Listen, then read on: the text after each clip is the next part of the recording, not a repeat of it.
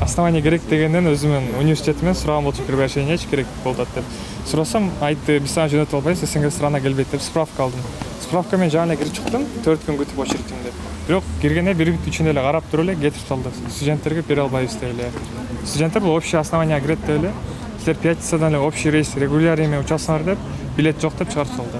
Бул жигиттер быйыл 11-класста аяктап, Орусиянын Пенза шаарындагы жогорку окуу жайлардын бирине тапшырган. Кыргызстан боюнча аталган шаарга барып билим ала турган 27 студент бар. Алар август айынан бери кетүүнүн айласын таппай убара болушууда. 1 айдан ашык сабактан калышты. Анткени Орусиядагы көпчүлүк жогорку окуу жайлар кадимки тартипте билим берип жатыптар.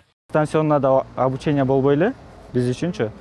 Ошо биз 1 ай программадан калып калдык. Азыр болсо кетели деп келсек, билеттер калбай калыптыр. Октябрга, ноябрга болсо продажага чыга элек экен. Студенттер основанияга кирбей калат экен да. Ошондо Кирбей калат дегенде кандай?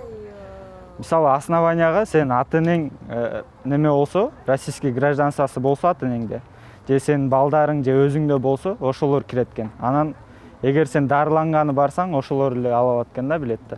Калгандар кирбейт экен.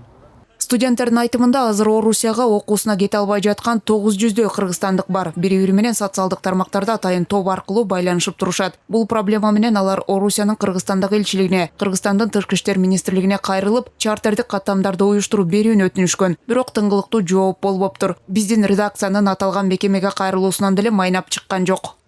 Августтун башынан бери МИДке кайрылып келдик. Ошо даныйларды, справкалардын баарын берип тапшырсак, айткан болчу. 1 айдын ичинде силерге чалып, силерге артан чартер уюштурабыз деп. Уже 2 ай өттү, МИДтен эч кабар жок. Биринчи Россия посольствосуна барсак, бул проблеманы чечпейбиз деп МИДке жөнөткөн. МИДтен деле ошо бир нерсени эле кечке айтылып, бизди ары бери жөнөтүп атат. Аэрофлотко келсек, булар да албайт экен студенттерди. Ушинтип ортодо калдык биз. МИД эмне деп жооп берип атат ошону? МИДтен сурасам эме деди да. Биз азыр адамдар көп болуп атат. Заявление чыктап келгиле, заявлениеңерди карайбыз дагы, анан силерге жооп берип коебуз деди. Азыркы тапта Орусия менен Кыргызстандын ортосундагы авиакаттамдарды Аэрофлот жана авиатрафик компаниялары жумасына бир жолдан гана аткарууда. Москвага уча тургандардын саны көп болуп кеткендиктен акыркы жумада Аэрофлот кыргыз жарандары үчүн билеттерди сатууну чектеп, аптасына бир жолу гана каттам болорун айткан. Бирок октябрь айы үчүн билеттер сатылып бүтүп, ноябрь айына чыга элек экен. Анысы аз келгенси баасы 2 эсе жогорулап, 40 000 сомдон жогору сатылып жатканын жарандар айтууда. Бул тармакты көзөмөлдөгөн Жарандык авиация агенттиги болсо баа саясатына кийлигише албайбыз деп кол куушурууда. Тарифтердин, ошол билеттердин баасына биз түздөн-түз кийлигише албайбыз. Биздин функциябыз башка. Бирок, тем не менее, ошол компаниялар менен биз рекомендательный характерде сүйлөшүп атабыз. Жанагы ажиотаж болуп, мынча болуп кетиптир, 130 000ден болуп кетиптир деген сөз калп сөз. Мындайда мен түшүндүрүп айтып коеюн.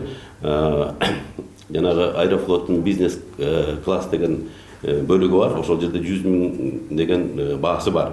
Анткени баягы өтө азыр өзүңүздөр билесиздер, жумасына бир жолу аткарылып аткандан кийин октябрдын аягына чейин азыр уже билеттер сатылып калган.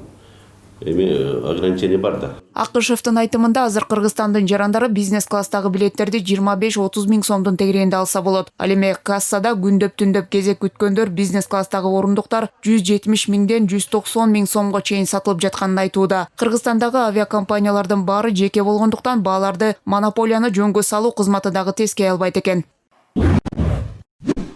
Анан эми азыр учурда мисалы барып туруп аларды бир авиакомпанияларды барып текшерүү салганга бизде укугубузда жок. Себеби Кыргыз Республикасынын мыйзамдары бар, жакшы билесиздер. Белки ишкерликти, бизнести өнүктүрүү боюнча тийиштүү закондор кабыл алынган. Аларды мондай текшерүүлөр чектөө боюнча тийиштүү мыйзамдар кабыл алынган. Жакшы билесиздер, мына 2 жылдан бери ошол жеке ишкер субъектилерди, бизнес компаниялар текшерүүгө өкмөт тарабынан мораторийлер киргизилген.